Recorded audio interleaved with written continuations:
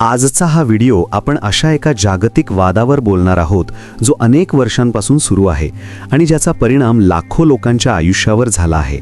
हा वाद आहे अमेरिका आणि व्हेनेझुएला यांच्यातला। हा संघर्ष फक्त दोन देशांपुरता मर्यादित नाही, तर तो सत्ता, तेल, राजकारण आणि सामान्य माणसाच्या वेदना यांची गोष्ट आहे। व्हेनेझुएला हा दक्षिण अमेरिकेतील देश प्रचंड तेल संपत्तीने भरलेला आहे। जगातील सर्वात मोठ्या तेल साठ्यांपैकी एक साठा या देशाकडे आहे। सुरुवातीच्या काळात अमेरिका आणि व्हेनेझुएला यांचे संबंध चांगले होते। अमेरिकन कंपन्या व्हेनेझुएलामधील तेल काढत होत्या, त्याचा व्यापार करत होत्या आणि दोन्ही देशांना फायदा होत होता। अमेरिका स्वस्त तेल मिळवत होती आणि व्हेनेझुएलाला मोठ्या प्रमाणात पैसा मिळत होता। परंतु ही परिस्थिती बदलली जेव्हा 1998 मध्ये युगो चावेज नावाचा नेता सत्तेत आला। चावेज हा समाजवादी विचारांचा होता। त्याला असे वाटत होते की देशातील संपत्ती काही मोजक्या श्रीमंत लोकांऐवजी सामान्य जनतेसाठी वापरली पाहिजे। त्यामुळे त्याने तेल कंपन्या सरकारच्या ताब्यात घेतल्या। याचा अर्थ असा की अमेरिकन आणि इतर परदेशी कंपन्यांचा प्रभाव कमी झाला। याच ठिकाणी अमेरिका आणि व्हेनेझुएला यांच्यातील संघर्ष सुरू झाला। अमेरिकेला चावेजची धोरणे मान्य नव्हती। चावेज अमेरिकेवर खुलेपणाने टीका करायचा। तो अमेरिकेला साम्राज्यवादी शक्ती म्हणायचा।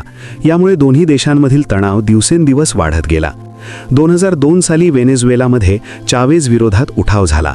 काही काळासाठी त्याला सत्तेवरून हटवण्यात आले, पण काही दिवसांतच तो पुन्हा सत्तेत परतला। त्यावेळी अमेरिकेने या उठावाला अप्रत्यक्ष पाठिंबा दिला असा आरोप व्हेनेझुएलाने केला। हा प्रसंग दोन्ही देशांमधील अविश्वास आणखी वाढवणारा ठरला। चावेजच्या मृत्यूनंतर 2013 मध्ये निकोलस मादुरो सत्तेत आला। त्यानेही चावेजचेच धोरण पुढे चालू ठेवले। पण याच काळात जागतिक बाजारात तेलाच्या किमती मोठ्या प्रमाणात घसरल्या, कारण व्हेनेझुएलाची अर्थव्यवस्था पूर्णपणे तेलावर अवलंबून होती। त्यामुळे देश आर्थिक संकटात सापडला। हळूहळू परिस्थिती इतकी वाईट झाली की महागाई हजारो टक्क्यांपर्यंत वाढली। लोकांकडे पैसे होते, पण बाजारात वस्तू नव्हत्या। अन्न, दूध, औषधे, पेट्रोल यांची तीव्र टंचाई निर्माण झाली। रुग्णालयांमध्ये औषधे मिळेनाशी झाली। सामान्य माणूस रोजच्या जगण्यासाठी झगडू लागला।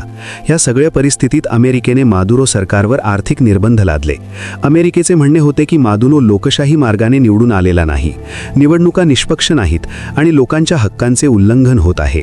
त्यामुळे सरकारवर दबाव आणण्यासाठी निर्बंध आवश्यक आहेत असे अमेरिका सांगत होती। पण व्हेनेझुएलाचे म्हणणे वेगळे होते। त्यांच्या मते अमेरिकेचे निर्बंध म्हणजे आर्थिक युद्ध आहे। या निर्बंधांमुळे सरकारपेक्षा जास्त त्रास सामान्य लोकांना होत आहे।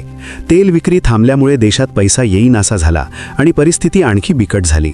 2019 मध्ये या संघर्षाला नवे वळण मिळाले। हुआन गुएदो नावाच्या विरोधी नेत्याने स्वतःला व्हेनेझुएलाचा हंगामी राष्ट्राध्यक्ष घोषित केले। अमेरिका आणि काही युरोपीय देशांनी त्याला मान्यता दिली। अमेरिकेने मादुरो सरकारला अवैध ठरवले। मात्र व्हेनेझुएलाचे लष्कर, प्रशासन आणि काही मोठे देश मादुरो यांच्या पाठीशी उभे राहिले। रशिया, चीन, इराण आणि क्युबाने मादुरो सरकारला पाठिंबा दिला। त्यांच्या मते अमेरिकेचा हा हस्तक्षेप चुकीचा आहे आणि प्रत्येक देशाला स्वतःचे सरकार निवडण्याचा अधिकार आहे। यामुळे व्हेनेझुएला हे अमेरिका आणि रशिया, चीन यांच्यातील अप्रत्यक्ष संघर्षाचे मैदान बनले। एकीकडे अमेरिका लोकशाहीचा मुद्दा मांडत होती, तर दुसरीकडे मादुरो सरकार देशाच्या स्वातंत्र्याचा आणि सार्वभौमत्वाचा मुद्दा मांडत होते। या सगळ्या राजकारणात सर्वात मोठा बळी ठरला तो म्हणजे सामान्य व्हेनेझुएलियन नागरिक। लाखो लोकांनी देश सोडला। लोक शेजारच्या देशांमध्ये स्थलांतर करू लागले। अनेक कुटुंबे उद्ध्वस्त झाली।